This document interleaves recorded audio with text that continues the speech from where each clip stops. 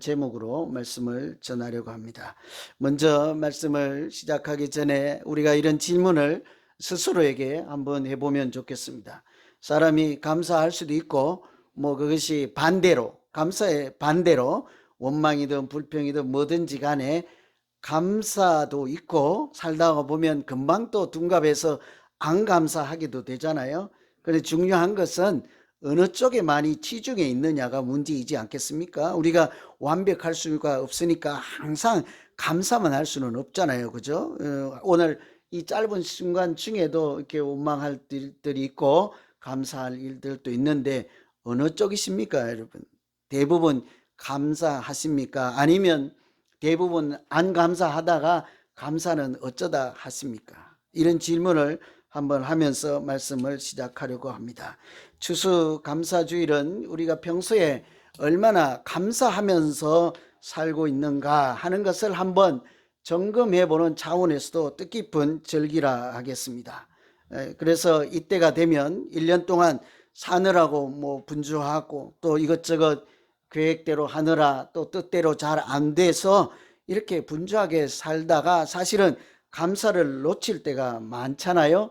그러나 이때는 의도적으로라도 일부러라도 감사할 것을 찾아내고 또 감사할 분들도 생각해내고 기억해서 그분들에게 어떻게 감사를 전달할까 이런 생각도 한번 해보면서 그렇게 보내면 하나님께서 우리에게 따뜻한 추수감사절로 인도하실 줄로 믿습니다. 지난날 돌아보면 우리가 힘들고 어려운 때도 참 많았지만 사실은 우리가 잘 몰라서 그렇지 감사할 일이 훨씬 더 많은 것이 우리가 살아가는 이치이지 않겠습니까? 만일 반대면요, 불평할 거 많고 원망할 거 많고 기분 안 좋은 거 많고 뭐라고 표현할지는 제가 잘 모르겠는데 반대, 감사의 반대가 많으면 하루인들 온전히 힘을 내고 살겠습니까? 아니면 한 시간인들 평안한 숨을 내쉬겠습니까? 우리가 지금까지 살아있다는 자체는 사실은 원망, 불평 뭐든지 간에 안 감사보다 감사가 훨씬 많아서 오늘 지금까지 하나님의 은혜로 살아있는 줄로 믿습니다. 그게 인생이에요. 우리가 잘 알지 못해서 표현하지 못하고 나누지 못해서 그렇지 사실은 다른 사람에게 물어보세요. 나의 감사가. 그 사람들 눈에는 잘 보인다고요. 정작 나는 잘 모르죠. 그렇죠? 다른 사람들에게 물어보세요. 이 집 자녀들이 얼마나 괜찮고 이 집 딸들이 얼마나 괜찮은 딸인지. 자기는 몰라. 우리 아들이 이렇고 우리 딸이 이렇고 그런데 남들은 잘 알거든요. 우리 엄마 아빠에게 대들고 반항하고 하는 애들도요. 나가서 옆집 아저씨에게는 천사예요. 학교 가면 친구들에게는 천사보다 더한 천사예요. 간썰게 다 자기도 그래야 그 조직에서 살아남지 않겠습니까? 엄마에게 아빠 하듯이 성질 있는 대로 다 부리면 스스로 왕따 자초하고 말죠. 그래서 사실은 우리 주변에 감사할 일이 훨씬 많아서요. 오늘 살아내고 있는 거예요. 그 힘으로. 감사할 일이 조금밖에 없으면 생존할 힘도 없어서 무너지고 말지 않겠습니까? 그런데 우리는 그런 감사를 무관심하거나 모른 척하며 또는 미처 생각하지 못하면서 살기가 너무 쉽습니다. 감사가 너무 많음에도 불구하고. 그래서 이런 감사절을 맞이해서 한두 가지만 생각해 보려고 해요. 아까 제가 질문을 먼저 던졌습니다. 감사와 안 감사 쪽에 나는 어떤 스타일인가 하죠. 습관이 들면요. 자칫 잘못하면 안 감사 스타일로 빠지기가 십상이에요. 그래서 우리가 감사도 훈련이 필요하고 습관화가 하는 것이 아주 중요하죠. 첫 번째 질문은 감사하는 것이 우리 믿음 생활과 관련이 있을까? 조금 더 구체적으로 이제 감사하며 살아가는 것이 우리 신앙생활하고 관계가 있습니까?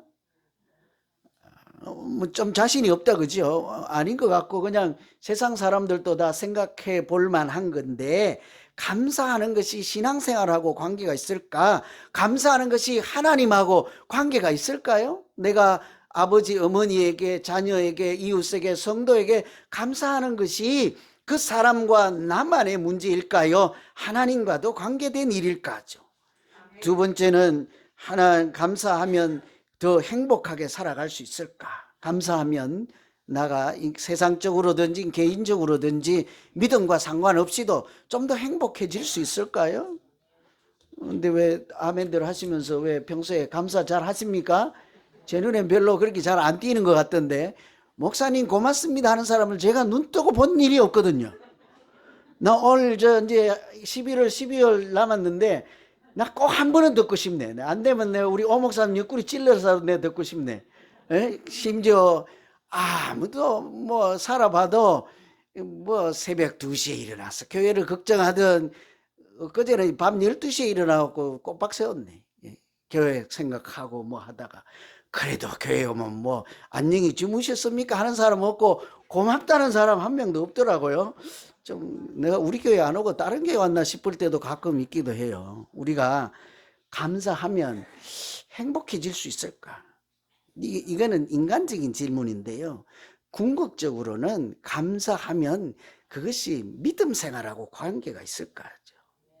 이 답을 오늘 찾아보고 인간적으로도 감사하며 살아서 행복하고 또 믿음적으로도 신앙적으로도 감사하며 하나님께 영광을 돌리는 그런 절기가 되어야 하지 않겠습니까? 우리가 감사를 하면 또 감사를 나누면 나눌수록 하나님은 우리에게 더 큰 감사를 주실 줄로 믿습니다. 이 감사의 원리예요. 내가 감사한 것이 있는데 내 안에만 꼭 가두어 놓고 나만 느끼고 있으면요, 그것은 절반의 감사요. 감사는 일반적으로 다른 사람을 향한 내 마음이잖아요. 고마운 마음. 그런 고마운 마음을 느끼면 그 고마운 마음의 주인공이 누구예요? 소유 누구예요? 그 사람에게 줘야죠. 그 감사를 나누어야죠. 마음으로 고마움, 아마 제가 아까 이제 우스개 삼아 드렸지만 저한테 감사하는 분 한 분도 안 계시잖아요. 속으로는 다 했을 거예요. 근데 한 번도 표시를 안 하니까 저는 서운한 거예요. 아무도 우리 교인은 나한테 내가 뼈 빠지게 해봐도 고마운 줄 모르고 감사하는 분들 없구나. 나는 그렇게 생각하죠. 당연히. 그죠? 마찬가지인 거예요. 우리가 감사라고 하는 것이 나누지 않고 내 안에만 있으면요, 절반의 감사예요. 근데 더욱 놀라운 것은 그것을 나누면 누구에게요? 내가 감사를 느끼는 그분에게 주어야죠. 그래서 감사는 표현되어야 감사가 되는 것입니다. 그래서 그 표현을 해야죠. 그런데 문제는요, 그러면 감사로 혜택을 보는 사람이 누구예요? 내가 고마운 마음이 생겨 저분에게. 그 사람이 내가 감사를 느낀 그분에게 내가 뭐 껌이라도 하나 드리든지 사탕을 드리든지 마음으로 표시하든지 전화를 하든지 국밥을 사드리든지 뭘 하면 그것을 드시고 기뻐하고 누릴 사람은 그분이잖아요. 근데 실제로는요, 놀라운 것은 내가 감사를 느끼는 순간부터 감사는요, 나에게부터 혜택을 주십니다. 유익을 주십니다. 감사가 먼저 내 자신에게 은혜를 충만하게 해줄 줄로 믿습니다. 왜 그런가 하면요, 생각하는 순간부터 행복해잖아요. 그죠? 제가 일부에도 그랬는데 참 미안한 감사가 있어요. 미안한 감사. 감사는 미안하고 하고 안 맞잖아요. 그래서 제가 실천을 못해서 미안한 감사가 있어요. 제가 한 3년 전에 LA 주변에 이사를 왔는데 오는 날 순간부터 거기가 뭐 색깔이 어떻든 인종이 어떻든 이웃하고 잘 지내야 되겠다 하고 또 목사니까 이렇게 그래야 되겠다 하고 저 가정에 내가 때만 되면 사과도 하나 사주고 이렇게 배도 하나 사주고 특히 한국적인 그런 거 정을 나누면서 이 동네를 내가 천국으로 만들어야지 그러는데 작년에도 기도만 하고 혼자서 있다가 그냥 지나갔고 배 하나도 안 사줬네요. 그래서 그 동네 추수감사절 때 갈 때마다 내가 좀 부끄러워서 안 가고 싶어. 오늘은 집에 안 갈래요.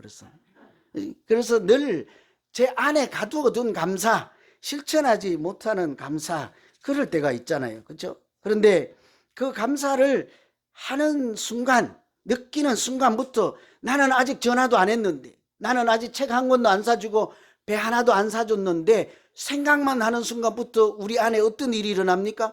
너무 행복해. 내가 내일 어디 갔어? 어디 마켓에 가서 뭐를 사다가 그분에게 드려야지. 내가 편지를 써서 보내야지. 내일 만나면 이런 말을 해야지. 꼭 이렇게 하면 그 순간부터 우리 마음 안에 하나님께서 이상하게도 기쁨을 채워주시고 또 성령이 충만케 하시고 은혜가 충만해서 그곳이 우리 마음 안에서부터 천국을 하나님이 만들어 가시는 줄로 믿습니다. 이렇게 되면 감사는 그냥 정서나 느낌이 아니에요. 감정 차원이 아니고 감사는 능력으로 탈바꿈하죠. 감사가 능력이 된다고요. 감사가 능력이 되면 우리 안에 있는 악한 생각들을 몰아내기 시작해요. 나쁜 기운들을 다 몰아내기 시작을 하죠. 사람이 오늘 좀 기분 나쁜 분들이 있습니까 혹시? 있잖아요. 뭐 오다가 차가 이렇게 뛰어 들어가고 누가 뭐 뺑거린다든지 또 빨리 가야 되는데 얼쩡거린다든지 막 차에서 욕하신 분들 한 분은 계실 거예요. 그죠? 우리가 이런 감정, 기분 나쁘다 좋다는 게 대개는 보통은 호르몬의 작용이 많대요. 그것도 세로토닌, 뭐 도파민 이런 호르몬 작용이 많은데요. 실례를 들면 여러분 집에서 일하다가 부인들이나 뭐 할머니나 누구든지 간에 특히 이제 여성분들의 그런 경향이 많아서 그런데 잘 웃다가 갑자기 화내면요. 괜찮아요. 그냥 마땅한 거예요. 자연스러운 거예요. 그거 갖고 남자분들이 잘 모르고 화내시면 안 돼요. 또 여기 남학생들 갖고 몇 분 오셨는데 여동생이나 누나가 갑자기 화내면요. 아, 여성분들은 저럴 수 있구나. 왜요? 호르몬이 갑자기 변화돼 가지고 특히 이제 연세 드신 분들은 무슨 기라고 하든가 뭐 사춘기는 아니고 연세 드신 분들 뭐 여성분들 갱년기인가 있잖아요. 이게 호르몬이 변화가 돼서 갑자기 감정의 기복이 심해서 웃다가도 엄마가 애기 이쁘다고 칭찬하다가 막 때리기도 하고 화내잖아요. 자연스러운 거예요. 우리 엄마가 건강하구나. 화를 내도 괜찮은 거예요. 왜 그런 거 하니? 진심이 아니고 그분의 속뜻이 아니고 우리 인간에게 있는 호르몬의 작용에 의해서 얼마든지 버럭 소리를 냈다가도 갑자기 또 천사가 되기도 하는 것이 요지는 이런 호르몬이 있어서요. 우리의 기분이 좌우된다는 거예요. 그래서 제가 이게 어젯밤에 찾아본 내용인데 그래서 내일 한번 전화 좀 해보려고 병원에 이런 호르몬 파는 데 있는가. 나도 저 행복 호르몬 세로토닌 같은 거 좀 필요하거든요. 아, 여러분이 감사하는 말 한마디도 안 하니까 나는 병원 가서 주사라도 맞고 그래라도 행복해야 되지 않겠습니까? 그죠? 그래서 한번 알아보려고. 그런데요, 조금 더 제가 읽어보니까 그럴 필요가 없더라고요. 왜냐하면 그런 호르몬을 우리가 감사할 때 하나님께서 저절로 우리 몸에서 그런 행복 호르몬이 저절로 나오게 한다는 거예요. 돈 쓰고 병원까지 가서 주사 맞으실래요? 집에서 감사로 하나님이 이미 공급해 주신 그 호르몬으로 하나님의 은혜로 행복하게 사실래요? 마땅하지 않습니까? 우리가 이미 감사를 주신 하나님이 주신 감사를 나눌 수만 있다면요. 하나님은 그것으로 우리 가운데 있는 우울한 기분을 다 물러나게 해서 우울증이 치료된다고 합니다. 감사를 하기 시작하면 우리 마음에 보이지 않는 근육들이 생겨서 다른 사람을 수용할 수 있는 능력이 생기고 용서할 수 있는 용기도 세우고 마음에 이렇게 힘이 있다고 해요. 감사를 자꾸 나누다 보면 자기도 모르게 내적인 상처들이 많이 치유가 되고요. 그런 낙심하거나 패배하거나 좌절하는 이런 일들이 저절로 사라진다고 해요. 뿐만 아니라요. 스트레스가 확 내려간다잖아요. 그러니 감사하면 그 자체로 우리가 얼마든지 행복하게 살 수 있지 않겠습니까? 그래서 먼저 한마디로 결론을 지으면 감사를 나누면 이런 모든 것을 통해서 하나님께서 틀림없이 우리에게 더 큰 감사를 주실 줄로 믿습니다. 그래서 이번 추수감사절 맞이해서 여러분 감사를 누군가하고 좀 나눠주세요. 여기 온 학생들 잘 모르겠는데 이게 듣는지 이해가 되는지 모르겠는데 오늘 중으로 엄마한테 감사하다고 한 번만 해서 이렇게 한번 안아주세요. 내일 아마 용돈 주실 거예요. 그죠? 아빠한테도 한번 해보세요. 오늘은 꼭 1년에 한 번만이라도 여러분 표시를 내서 이웃과 감사를 나누고 가족과 감사를 나누고 교인들 간의 감사를 나눌 때 하나님께서 우리에게 큰 감사 주시고 우리 교회와 가정이 더 행복한 가정과 교회가 되기를 간절히 기원합니다. 나누어야 돼요. 감사 잘 나누셔야 돼요. 감사는 찬양이다 하는 두 번째입니다. 감사가 찬양이 될 수 있을까요? 내가 사람에게 표시하는 감사가 하나님과 관계가 있고 믿음 생활하고 관계가 있을까요? 결론부터 말씀드리면 시편에 이렇게 말씀을 합니다. 감사로 제사를 드리는 자는 하나님을 영화롭게 하는 자다 그래요.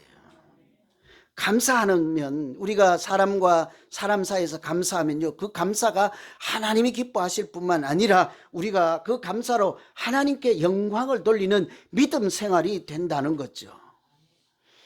오늘 말씀에도 그렇잖아요. 우리에게 향하신 하나님의 뜻이 뭐래요? 항상 감사하라 그러죠.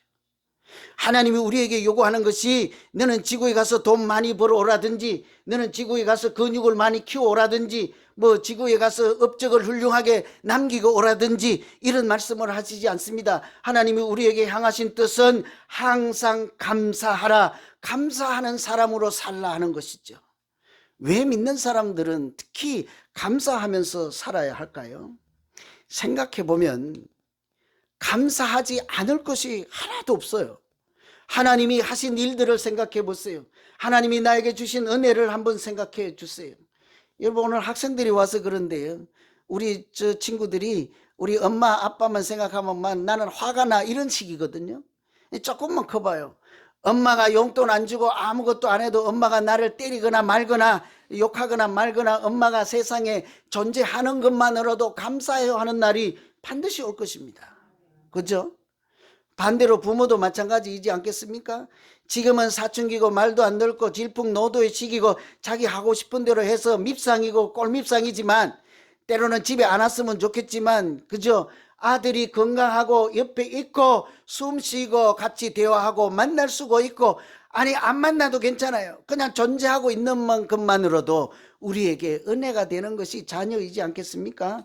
감사하지 않을 것이 없어요. 하나님이 나에게 보내주신 우리 어머니 아버지, 하나님이 우리에게 보내주신 이 교회, 하나님이 지어주신 이름, 하나님이 보내주신 성도, 하나님이 이렇게 정해주신 추수감사절기, 뭐 하나 말할 것 없이 감사하지 않을 것이 없습니다. 그래서 성경에는요, 감사로 제사를 드리는 자는, 또 감사로 서로 사람 사이에 나누는 사람도 하나님을 영화롭게 하는 자라 할 뿐만 아니라, 감사하지 않을 때 반대로 그것은 말세에 나타나는 현상이라 그래요. 여러분, 우리가 감사하지 않는다면, 감사를 모르고 살아간다면 말세, 뭐가 말세예요? 시간적으로 끝날이 아니라 하나님이 없는 때가 말세이지 않겠습니까?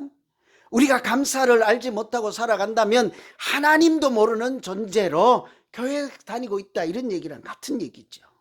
성경은 그래서 감사하는 것을 굉장히 매우 강조하죠. 오늘 항상 기뻐하라, 쉬지 말고 기도하라, 범사에 감사하라 하잖아요. 사실은 다 같은 얘기예요. 그리고 그것이 우리를 향하신 하나님의 뜻이라 그랬잖아요. 이 이스라엘 백성들이 애굽에서 나올 때 한 열흘 아니면 보름 만에 건너갈 수 있는 약속의 땅을요, 무려 40년 걸려서 갔잖아요. 발이 느려서 그렇습니까? 길을 몰라서 그렇습니까? 아니면 걸어갈 힘이 부족해서 그렇습니까? 그렇지 않습니다. 그들의 입에 감사가 없었기 때문이에요. 애굽에서 나와서 홍해바다까지 건너서 죽이려고 쫓아오는 애굽 군대까지도 떨쳐내고, 하나님이 다 막아주고 지켜주고 인도해 주셔서 바다 홍해까지 건너서 마른 땅같이 건너서 광야에 들어섰더니 하는 말이 원망과 불평뿐이거든요. 한 번만이 아닙니다. 돌아갔으면 좋겠다. 애굽에서 있을 때는 그냥 노예 신분이긴 하지만 배는 불렀더라. 그때 몸은 힘들었지만 고기는 먹었더라. 그런데 왜 광야까지 오게 해서 나를 이렇게 배고프게 하고 목이 타게 물도 못 마시게 하고 여기서 나를 죽게 해서 무덤을 그냥 사막에다 쓰려고 하느냐. 나를 다시 보내주라. 모세에게 반항하는 거잖아요. 모세에게 원망하는 거잖아요. 근데 실상은 뭐라고 하는지 아십니까? 너희의 원망은 모세를 향한 것이 아니라 하나님을 향한 원망이다 그랬잖아요. 이 감사가 하나님과 아주 밀접하게 관련이 있다고요. 그래서 하나님이 보실 때는 열흘 만에 갈 수 있는 길을 그들의 입에서 원망 불평이 아니라 감사가 나올 때까지 영적인 훈련, 하나님의 자녀로 마땅히 살아가는 훈련, 하나님의 뜻이 뭐라고요? 항상 감사하라. 그런 믿음의 사람으로 살아갈 수 있도록 훈련의 시간이 필요했던 것, 그것이 광야이지 않습니까? 저는 오늘 임직식이 있어서 가급적 빨리 끝내려고 했어요. 어떻게 구체적으로 우리가 감사하면서 살 수 있을까? 오늘 말씀을 기준으로 보면 첫째는 항상 기뻐하라잖아요. 이 기뻐하라, 항상 기뻐하라는 말은 이제 기쁠 때는 당연히 기뻐하죠. 그러니까 반대는 나쁠 때도 기뻐하라 이런 말이에요. 기뻐할 수 없을 때조차 기뻐하라. 특히 예수 믿는 사람, 여기 데살로니가 또는 빌립보 이 당시의 사람들이 박해받는 사람들이잖아요. 고난 중에도 기뻐하라는. 왜 그렇겠습니까? 우리가 어떻게 해야 기뻐할 수 없는 형편에, 내 기분이 나쁠 때라도 어떻게 기쁨을 잃어버리지 않고 유지할 수 있을까? 그 와중에도요, 감사의 제목을 한 개라도 찾기만 하면 얼마든지 우리는 하나님이 주신 평안과 기쁨을 잃지 않고 기쁨 속에서 살아낼 줄로 믿습니다. 감사를 찾아내는 거예요. 항상 기뻐하는 비결, 감사를 찾아내는 거죠. 그래서 안 되니까 뭐래요? 쉬지 말고 기도하래요. 뭘 쉬지 말고 기도해야 되겠습니까? 자녀 공부 잘하고 있는데 쉬지 말고 계속 공부 잘하라고 하면 그게 지쳐요. 돈 이미 많이 벌었는데 뭐 또 우리 신랑 돈 많이 벌어오세요. 쉬지 말고 기도할래요. 뭘 쉬지 말고 기도해야 될까요? 내가 기쁨을 잃어버리지 않고 감사하지 않는 사람이, 그런 사람 되지 않도록 하나님의 은혜를 늘 기억하도록 주님 나 좀 도와주십시오.